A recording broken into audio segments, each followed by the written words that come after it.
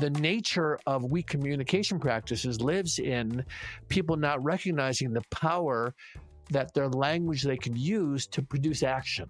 That to me is so exciting because most people don't recognize when they're exhibiting this weak communication practice, when they're not stepping in and paying attention to the listener. So there's a lot of different issues. If we have this weak communication practice of mistrust, the consequence is that we're not going to work well together. And then we're going to isolate ourselves and try and work around each other. And that's inevitable in most organizations.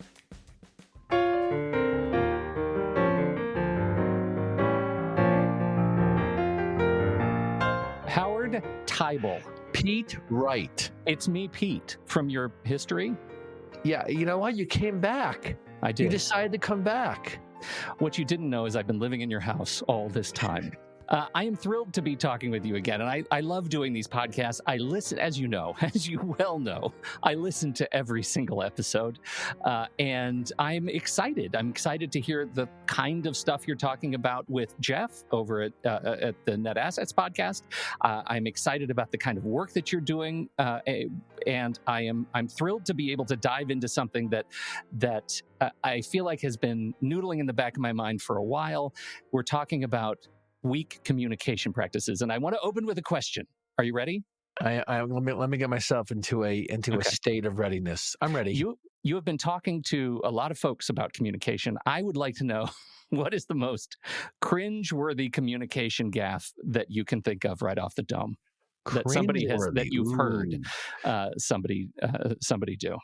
Maybe because I've been doing it so long that I don't really cringe when I hear it, but I hear when something is ineffective, when something doesn't make the point. I mean, I'd say at a very high level, the weak communication practices sort of live in two domains. It's the paying attention to the listener, but also recognizing what you're trying to accomplish. And most communication is simply the passing of information. Mm-hmm. And it doesn't lead to action. This is what the profound value of the speech act work and teaching that we do, that was grounded in the work with Fernando Flores, is the difference between being able to know something versus being able to produce something. That language is in many ways about action.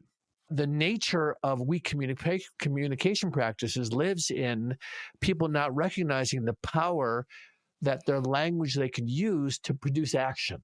That to me is so exciting because most people don't recognize when they're exhibiting this weak communication practice, when they're not stepping in and paying attention to the listener. So there's a lot of different issues. I rarely find myself going, oh my God, I can't believe they said that. It's almost like missed opportunities. We've got 5 consequences of weak communication that we're going to walk through momentarily. Yep. But the thing that you've got me thinking about here is if the act of communication is passing knowledge between two people or two teams, whatever, at what point does miscommunication interrupt? My first thought is when communication is imbued with emotional context that is out of alignment with the information being communicated. Is that a fair assessment? Yeah, but I want to step back to something you said, the passing of information. So I don't know if you were claiming that one of the purposes of communicating is to pass information. I'm going to claim that that's not the purpose of communication, to pass information. You said for passing communication when you were talking, most communication is passing information. Simply the passing of information and doesn't produce the kind of action that people intend, and then there's a whole level of frustration that comes out of that. All right, so I just want to clarify that. Given that, where does miscommunication enter into the communication process? Yeah. So imagine that you are the board chair of, a university, or you're the president or a vice president or a manager. You need things to happen. The early mistake that is just so embedded is we misunderstand that the speaking of something is the point as opposed to what is being received. and that seems obvious, but if you listen to most people sharing themselves, they get into this area of, I have an opinion I want to share. My hand's up. I'm going to share my opinion. And then the next person, this is probably this is as close to cringeworthy as I can think about. One of the things that we teach that has profound positive value is recognizing the difference between sharing an opinion and exploring each other's opinions. And we'll call those assessments. So sharing assessments versus exploring assessments.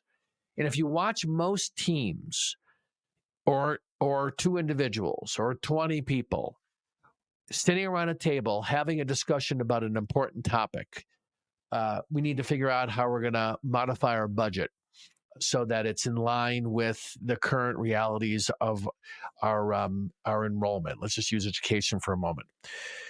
I put my hand up and I share an opinion. Other people are then putting their hand up and sharing their opinion.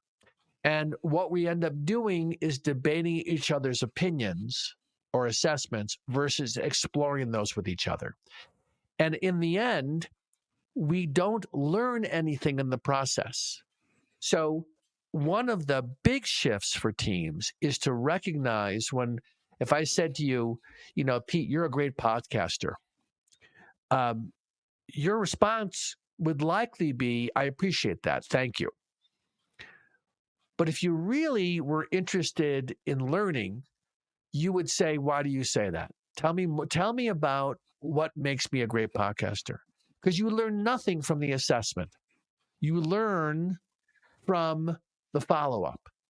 Sure. And recently we led a board meeting and we got people learning this distinction between sharing something and exploring the assessment. And they started having a very edifying conversations about the things that they feel strongly about, as opposed to just agreeing or disagreeing with each other's opinions. That's a profound shift for teams. How important is the use of language? You make a really intentional choice to say these are assessments, not opinions. How important is that distinction when you're teaching this stuff? Well, actually, so I'm going to make the distinction and use more precise language. Okay. An assessment, loosely, people could say it's an opinion. This is the example I use. When we're teaching this is a nice chair is an assessment. This is a chair is an assertion. I'm asserting a fact. So the distinction we make simply is assertions are facts that can be witnessed. Assessments are basically judgments or evaluations of something. And what we initially help people recognize when they're speaking and listening is whether they're sharing or hearing an assessment and whether that assessment is backed up with some evidence or grounding, right? So that distinction is a very important one, the distinction between a fact versus an opinion. Mm-hmm.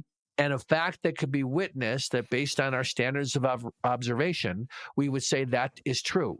Now, the only reason you and I would say it's a true statement that this is a chair We're witnessing that it's a chair. is because we know what a you chair know what a chair is.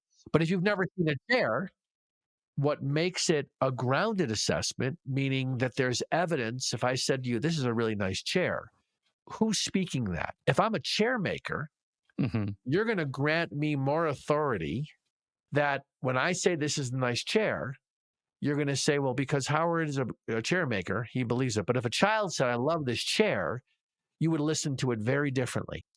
So a lot of it also has to do with the nature of the authority that we grant that speaker based on the assessments and then the backing up of the assertions. I don't have to make that many assertions to ground this is a nice chair if I make chairs. You already recognize that I've got an opinion that's worth listening to. Although you didn't address my original question, which is, why are you dumping opinion? That's a word that comes with a lot of baggage, and I'm curious how you came to. That's precisely why I'm dumping it, because it has a lot of baggage. To getting rid of it, yeah. The baggage is assessments are never true and they're never false. You're a great podcaster, Pete, is not a true statement. It will never be a true statement, but I can ground it with evidence. The idea behind assessments versus assertions, in my experience, is to not get caught up in having to validate these as truth statements, but then to hear them purely as what they are, which is a judgment, and then pivot to, can I provide some assertions or evidence to back it up? An opinion has a quality of being a true statement. My opinion is our university is in big trouble. When people listen to each other's opinions, they easily fall into a mood of what I'm sharing. If I share it forcefully enough, it's a truth statement. And by distinguishing it as backing up your assessments with assertions, it's a reminder that what you're speaking is never a true statement. When we do that, we don't fall into the trap of thinking that it's sufficient to just share our opinions. I think that is enormously helpful, that grounding, because we all, I think, have I'll say this intentionally, an opinion of opinions. And understanding that assessments come with that nuance, I think is important for the next part of our conversation, which is walking through these consequences. So understanding what an assessment is brings us around to our first consequence of weak communication practices: mistrust and lack of listening. Talk about that. If you think about, you have a team, so picture people you've worked with where you've had a concern, and there's some level of mistrust, meaning I have a concern about your ability to get something done, your competency, your follow through, whatever the mistrust is. Because it's difficult to express those things for most people, we end up backing away, and we do everything in our power to not have to deal with them. Can we work around that person? So that's what I mean by we work in isolation. And then if we don't really feel comfortable, if I don't feel comfortable walking into your office, because every time I do, I get reminded that there's something about working with you that doesn't work for me, we're not going to coordinate well if we have to work well together. And then it easily falls into the blame game, right? And a lot of organizations, people are trying to keep their head down and make sure that they're not caught with the ball. It's like, so it's not my fault. It's about fault. So basically the idea of mistrust is if we have this weak communication practice of mistrust, the consequence is that we're not going to work well together. And then we're going to isolate ourselves and try and work around each other. And that's inevitable in most organizations. This is everything that we're going to talk about is normal. I mean, so this is something that people forget. They think there's something wrong here. Well, it's not effective, but it's normal. Because as human beings, we're going to shy away from having hard conversations or focusing on things that might upset each other. Well, and this is the paradigm of communication too, right? Like with the increase in number of participants, the increase in complexity of any conversation, any communication becomes more complex. And Totally. we are just made up of complex human organisms, and we just do our best. So normal. And we have feelings, right? I mean, you could say something to me that I might feel offended. I can say something to you that you might feel offended, right? And our capacity to not fall into those defensive postures is part of this work, right? When people talk about culture change, we're really talking about people change that leads to culture change. So much of this work that we do has to do with getting in there with individuals, encouraging them to let their guard down, finding ways for them to say, you know what, I'm willing to trust the process. And we're doing this with a bunch of teams right now. And then when you win them over to say, you know what, I think this will help, then the team can move forward. We've also worked with teams where that's not going to happen and never going to happen, right? And, that's a whole other conversation we can get into. Let's transition to another bit of language or vernacular that comes out of your practice and how you train that I think is as important as our previous definition of assessments, and that is offers. Now, Yeah. the practice we're talking about is people don't make offers. Before we talk about the consequence of that, Yeah. please define offers and Yeah. why it's important to understand this. So again, from speech act theory, there's 6 fundamental speech acts. There's requests, offers, declarations, assessments, assertions, and promises, right? So think about, Mhm. so we're going to talk about offers. An offer, unlike a request. So, Pete, would you edit this podcast for me? That's a request, right? Mhm. An offer, in its simplest terms, is a conditional promise to address something. Now, what makes it conditional? How would you answer that? I would like to offer picking you up to take you to the airport. What makes it conditional? What does make it a conditional? I'd like to offer picking you up and taking you to the airport. Well, the trip to the airport would be a condition. You're not going to take me anywhere. Even simpler. What makes it a conditional promise Hmm. is you need to accept the offer. Oh, It's not okay. it's not a promise on my part until you accept, okay? So Got it. an offer is a conditional promise to address a concern, right? Yes. Okay. Now, another way of thinking about offers, that's I think a really interesting distinction is if we think about a request, I need you to edit this podcast. This is to address a concern that I have, right? So requests are about my needs. Hmm. When we talk about offers, we're talking about something that meets other people's needs Okay. So give me an example in the context here. versus being a Yeah. disguised request. A disguised request is, I would love to help you to take care of something, or yeah, can I help you to do something? And it's a request to help you. And you say yes. Well, it's because I have a need. Right. And so this goes back to something. I think it's a. I think it's a sort of a colloquial work joke when you hear things like, "What do I need to do to get you to finish your task today?" That's it. That's a disguised. So that's a disguised request, right? Yeah. Presented as an offer that I'll do something for you, Right. something non-specific and therefore potentially trivial, and you're still saddled with the work that you probably knew you had to do anyway. Yeah, but sometimes a disguised request to help you do something is going to help you take something off your plate, but ultimately it's about my needs. Right. The offers we're talking about fall in a different domain, which is, many people that we work with work in large organizations, and they look Right. around, they have got a lot of things on their plate that they have to take care of. They've got their checklists. But then there's things that are happening in the organization that nobody's taking care of and nobody's asked them to do. The example we have is we had a student in the class once that when we had them think about offers they can make that nobody's asked them, she said, well, I have a lot of background in diversity, equity, inclusion, and we got nobody that's doing any training. So she went to her boss and she basically said, I'd like to make an offer to provide some diversity training to our team. The boss then said, that sounds great, I accept. And then she offered something. Offers open the door to get engaged in something that you're interested in, but also give back in some ways. And it creates a freedom that's beyond just all the stuff that's sitting on my plate that people are asking of me to do. Think about building an organization where you have the majority of people at the middle level and front lines thinking about offers they could make. Now, it doesn't mean that if they go to their boss is always going to accept the offer.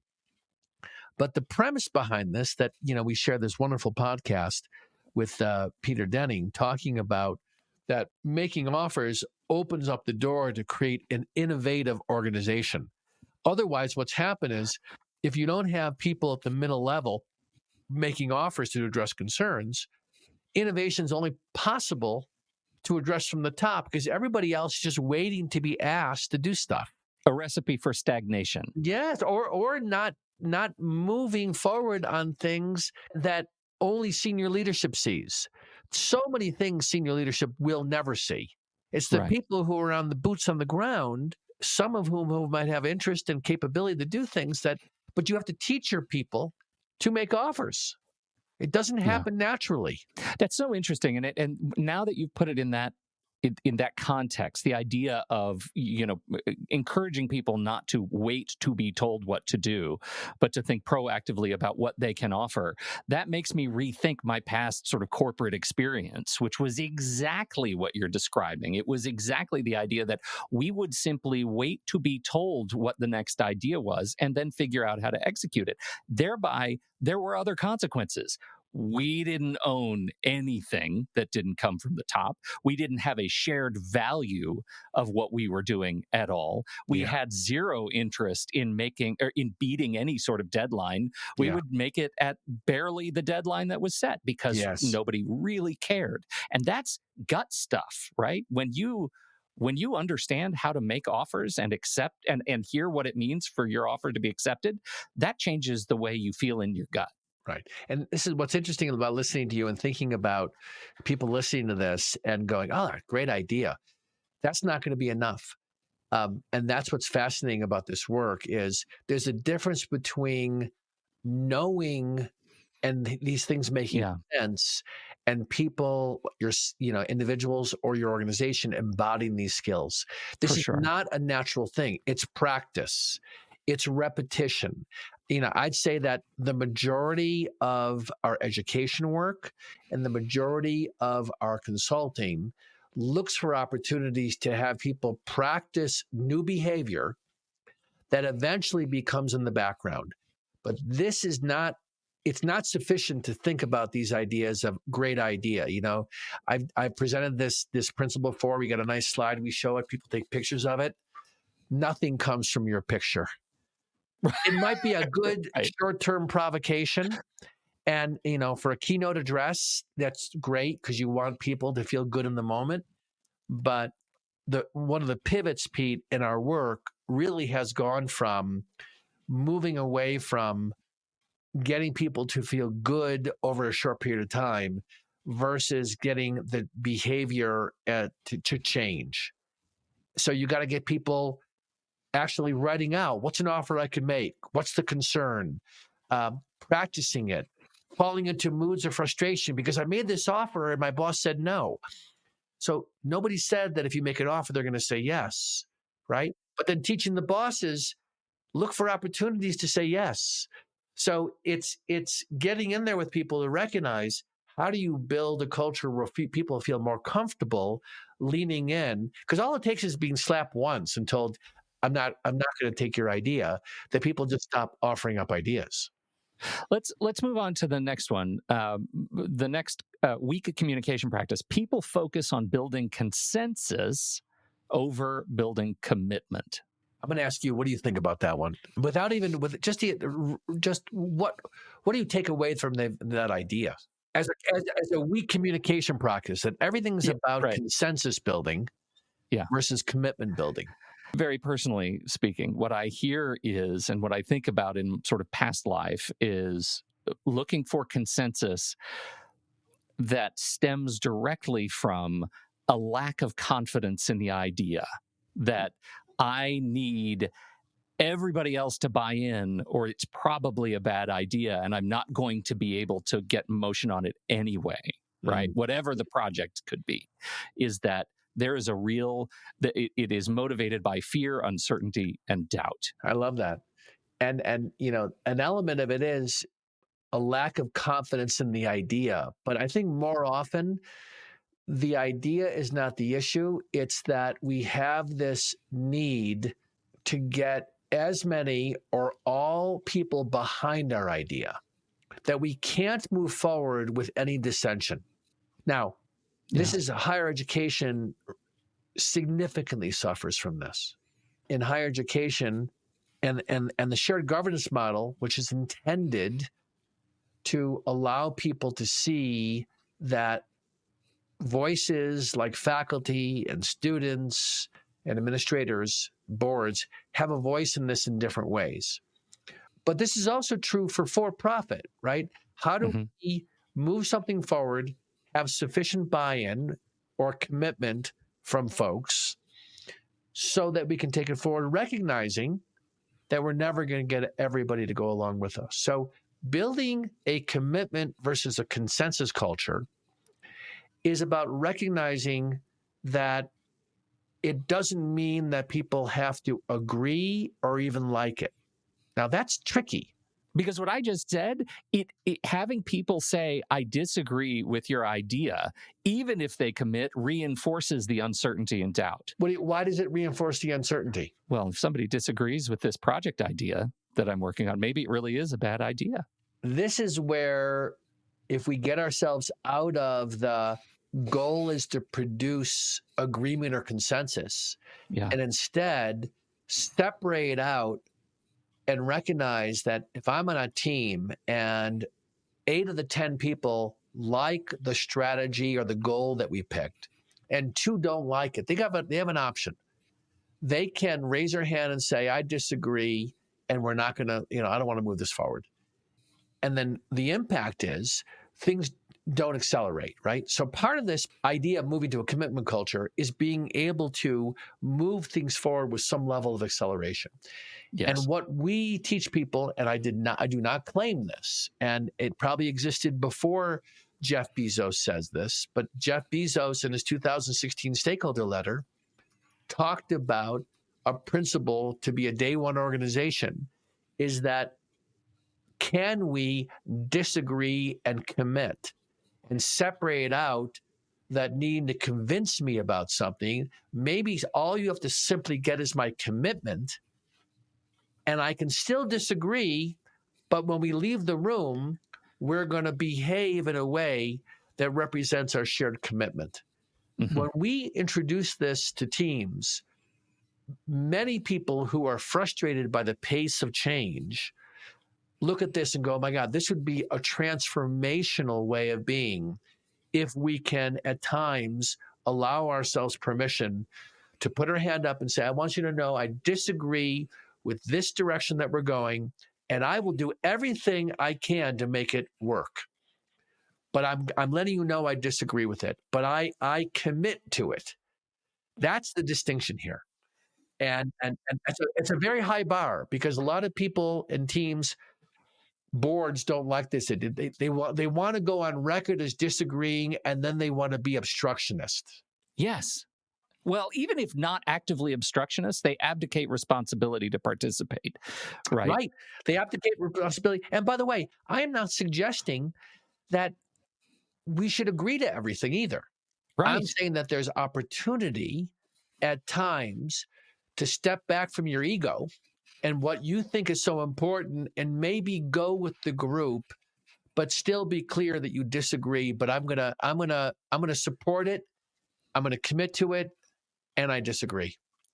This leads directly to our next point, I think. Okay. Negative assessments remain in the dark. Yeah. So a negative assessment, make a negative assessment of me, Pete. Let's see. You start with you. Yes, you often don't come prepared to record a podcast in the form of headphones. Okay, excellent. So that's actually true. So you have that's an assessment, and you provided the evidence, which is where the hell are your headphones? Where the hell are your headphones? Right. We spent 5 minutes with you wandering around your home, and that's a great example of not coming prepared. So when negative assessments remain in the dark, right? When we're not comfortable saying those things to each other, people interact with what we call a polite dishonesty. They triangulate. Triangulate means you go to your wife and you say, it's such a pain working with Howard because every time we go to record a podcast, he's not prepared. Versus you coming to me and saying, I need to share something with you, or I have an assessment I want to share with you. Mm-hmm. So you triangulate by going someplace else because you're not comfortable going to me.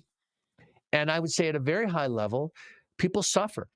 Now, this is a really interesting one that I would say is at the core of all of this, which is our capacity to have enough trust, to build enough trust with each other if we work together on a team, where I can share something that may provoke you into feeling defensive or maybe even angry or disappointed. but you'll still be willing to hear it and then say, to the extent that you can, tell me more. If you had said, you don't come prepared to podcasts, I would say, only because I have a ridiculous amount of practice and my body doesn't have any choice at this point. First, I'm like, my body does react negatively, like, oh God, I'm hearing a negative assessment. Like all humans. But I will say back to you with no thought, tell me, thank you for that. And could you give me an example? I would just say it. Yeah. Now, even though there's a part of me that doesn't want to hear it, and you'll say, yeah, you don't come with the headphones. And, we've been through this 4 times. And that's like, okay. So when we can have that conversation, then we're in a much better place that the next time I'm meeting with you, I'll have my headphones. Right. But if you look at most teams, people are not comfortable sharing negative assessments with each other. I have a theory. I'm listening. That is this an assessment or this is an assessment? We are afraid to share negative assessments with others because the response we have been conditioned to expect is not tell me more. Completely. It's prove it. Those come from very different places, right? You could come at me and say negatively, from a space of defensiveness, yeah, I do, prove it. Right. The prove it language is behind that is a defensive posture, right? Yeah, absolutely. Right. Yes. And I think that's one of the triggerings that we anticipate we'll get if we are going to say something. But then we'll say to people when we're doing these trainings and or we're helping people learn these skills and they practice them with each other, who's responsible for it being negative? So I say to you, Pete, you should speak up more in meetings. That's an assessment, right? Mm-hmm. Is that a positive or a negative assessment? It seems to me a neutral to potentially encouraging assessment. It's an encouraging assessment, but so is you don't bring your headphones to the meeting, right? I could give you my reasons. I could say, well, I lost them, and I could tell stories, but people need to be responsible for their reactions. Obviously, if I said something to you that we would in our culture say is rude. So, for example, if I called you a jerk, that's an assessment, right? It would be reasonable for you to react defensively or angry, right? Right. Now, what's interesting about this, and this is simple communication shifts, if I said, in this conversation, Pete, you're being a jerk, that's different than you're a jerk. Right. And this is the kind of awareness we need to bring both to our listening and our speaking with each other. And it's absolutely trainable, meaning we have experienced transformation on teams because they have learned to listen beyond their reactions.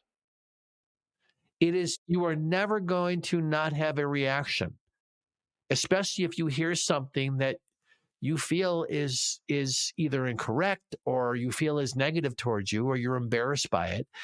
The question is, do you then follow up with your reaction? I don't like what you said. I agree or disagree. That's the reaction. Or, thank you. Tell me more. I love that you frame it that way, because where I immediately go when I think, is this, what am I training myself for in learning to be better at receiving particularly negative assessments? It's training myself not to react to the surprise that somebody has a negative assessment of me that I didn't expect. Because it's often the surprise and the gut reaction that causes me to potentially lash out and be defensive. Yeah. And I see that in you.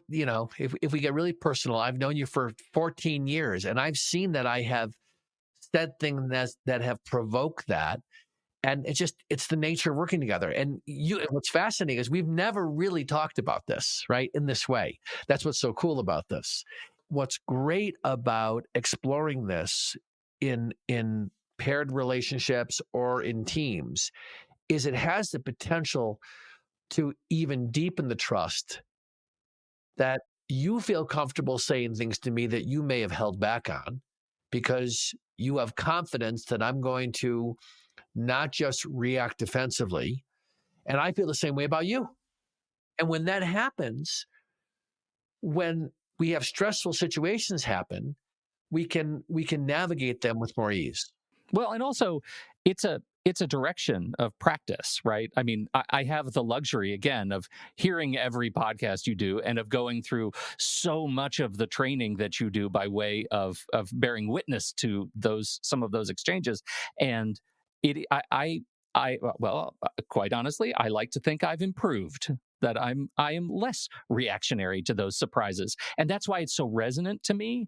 That this awareness it's like right here, right in front of my face all the time. Like, what am I? Well, it's fascinating. I've never heard somebody say it quite like that. I love that you said that. It's the surprise in that moment, and that makes so much sense. That it's more like you didn't expect that. It came out of nowhere, and then you respond based on that surprise, or you react based on that Which is response. different from That's I know I'm not performing and somebody's going to give me a poor performance right. review, right? I might be pre-defensive, but at least I know where we're Right. going. And so let's talk about the last one, because I think this one, when we talk about our current, I'll say, Western work culture, this digs right into boundaries potentially. People don't say no or make counteroffers. Saying no to something is something that most of us have trained out of our bodies, that it's wrong to say no. And a lot of people, especially if they're in helping relationships, whether you're in HR is a big one, right? Where your job is Yes. to help. Saying no feels like you're doing something antithetical to what you should be doing. But if we don't have the capacity to say no, we are going to find ourselves, and we are, in perpetual moods of overwhelm. So, we'll do some really interesting ways to get people to see mostly the level of discomfort they have in saying no. And we do some really fun exercises around that. But what's more interesting, and it's been more revealing more recently, it's how people recognize that instead of having to say yes to everything or trying to have the confidence to say no, maybe it's looking for opportunities to make a counteroffer. So you ask me, would you get me that financial report of the last quarter by tomorrow at noon? And I look at my calendar. I'm not going to say no. So I work tonight on it. And instead, I could have gotten it to you by 5 o'clock tomorrow, but I don't make that counteroffer. So I ended up working evenings because I never look for ways to counteroffer. But instead, if there's this language of counteroffer in the organization, and you say, can you get me this report by noon? Yes, I can get it to you. Can I make you a counteroffer to get it to you by 5 o'clock? Absolutely, that's fine. Because very often the requests coming our way are arbitrary timelines.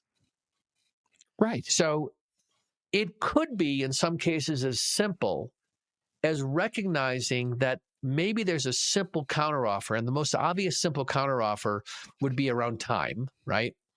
You want it by this date. Can I get it to you by this date? But there's also counteroffers in terms of complexity. Can I get you the summary and then work on the thing by Monday? Absolutely. I just need the summary. But we don't investigate these requests with each other, and we just find ourselves saying yes, often not following through because we have too much on our plate, or being frustrated that we're not comfortable saying no. So the power lives in learning and practicing. We're working with a school right now where they have trained 80 people to make counteroffers, and they have greater ease in doing this. And it absolutely affects one's sense of overwhelm and workload. I imagine it also helps to prevent the feeling of trickle down workload, right? The fact that somebody else's stress is just going to become your stress because that's what we're conditioned to see, to feel. Say more about that. My experience is, and this is experience now having worked as a freelancer for a number of years, right? And my experience is that my desire to please my clients often leads me to take on their stress, their immediate stress as my own. Yes. There is an urgent deadline. There is an urgent conference that we're preparing for.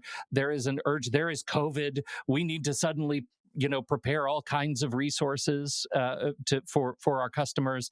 And Pete, we're going to inflict all of these on you, and you're going to have to feel however you feel, but get it done. It's funny. I'm listening to this going. That's the trickle down. I think you're indirectly talking about me. You're doing this beautifully because I had a conference, and But here's what's really interesting. And listen, you and I are in business for ourselves and have been for a long time.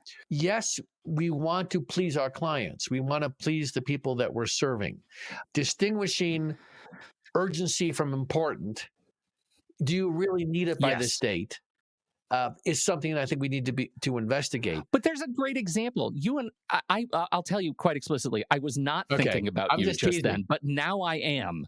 Now I am, because this is, I think, a great example. We had an IT issue 2 weeks ago. Yes, we did. Right? We had an IT issue that hit, and that was stress that I took on because it was important enough for me to reprioritize to make sure that the catalog of assets we were able to do. And that's part of the offer. Pete, here's the thing, right? We have a massive problem. Howard, I offer to do everything that I can, and we'll touch base with you by the end of the day on status. And I think we navigated that pretty well. I think we did too, but I think it's part of it is because we have experience navigating and renegotiating when things are important enough to take on as and I know that stress. I had some anxiety about it, and the risk when a client or the person you're serving has anxiety, then you can end up taking that on, right? Because it had a deadline component. But I was actually, if we really get personal about this, I was prepared to have you delay what we're going to do. And I was absolutely willing to give you that authority to make that declaration. You did not want to do that. And in the end, we moved forward. This was an issue of marketing assets. Marketing assets. Really matter. But the point here was we were setting something out there. We had some concerns whether people would be able to see it, whether it was being blocked, right? So that all of that stuff was going on in the background. And in the end, I think what worked in our negotiation was I was confident you were doing everything you can. I trusted your competency. There was nobody else I was thinking to ask. You were the person that I knew understood the issues the best. So it spoke to this trust that's there. And ultimately, in the end, you made a recommendation and we moved forward. But in this case, you said yes, and we navigated this. But coming back to your point, it seems to me your point too is we take on the stress of our clients, right? That's how you started this. That's how I started this, because I think it's really important. This distinction for me is that I didn't say no because I was fueled by the fact that this was a system that I owned, at some level, because I set it up. And I was worried that something had broken that I needed to fix. And so it was easy for me to own and take on that organizational stress as the person who's got to resolve it. That's a great point, because if this was something that was, let's say I hired somebody else to build something, and it would have had a very different quality. Right? You would have, my guess is you still would have offered to help, but there was a different urgency for you. It's a clear the decks urgency, right? This is the thing that I own and I'm going to fix it. And I think that's really important. I didn't need to say no or offer a counter offer here because I reprioritized based on our shared assessment of the importance. That's the lesson for me. Well, see, what's interesting about that, if I think about most organizations, most of the things people are being asked to help with, they didn't originally set up.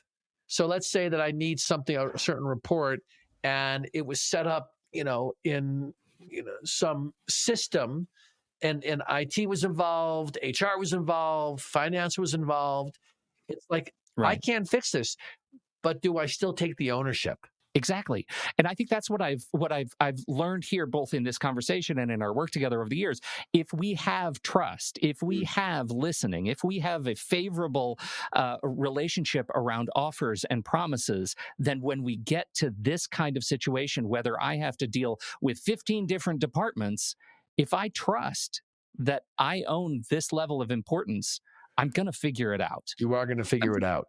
If I don't trust you, I'm not going to figure it out, or I'm not going to work so hard to figure it out. Yeah, and then it becomes almost like a vicious cycle, because then it Yes. just, and then I sense you don't trust me, and then I bring an attitude, and next thing you know, it goes downhill. So the great thing about these 5: mistrust, offers, consensus versus commitment building, shifting negative assessments, not being in the dark, but we can speak honestly with each other, and being able to make counteroffers. Mm-hmm.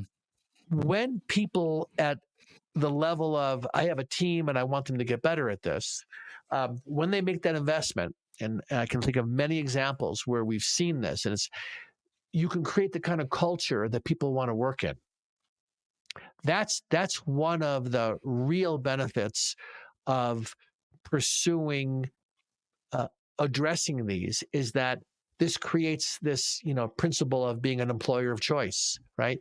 That people want to be part of your organization. So and at a very high level, what we just talked about represents almost like the collection of the kind of work we do with teams as well as with individuals. And, I've known you for a long time, and you can see just, and you saw my passion for this in the past, but my passion's only grown because we've seen so much real success around this.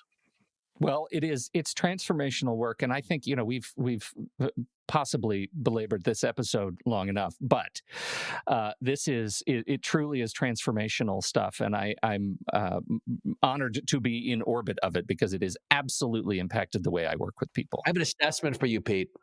Oh no. Okay. Yes, go ahead. I know. I'd love to hear it. I'd love to hear it. Yes. You see what I did? I got so nervous. But that's a trained behavior. You can actually, trained behavior. We can undo that with just doing this a couple times. Literally, if we just played this game a couple times, that behavior would start to shift. Yes, and I knew it right when I did it. Yeah, right. So the assessment is, you're a great interviewer. What you do, and this is I'm backing up this assessment with another assessment. You make the person that you're working with or speaking with comfortable by asking questions that allow me to really dig further into this work. I appreciate you and the quality that you bring to this. You've only gotten better. Thank you, Howard. You brought the assessment and the receipts. I appreciate that very, very much. And we certainly appreciate all of you for downloading and listening to this show. And thank you so much for your participation. I'll tell you what, I'm going to put in the show notes the link to the online leadership program, because it's fantastic. And it includes this and so much more. Teibelink.com/OLP. I want to give a shout out. I mentioned Fernando Flores, but I also want to give a shout out to Ricardo Menardez.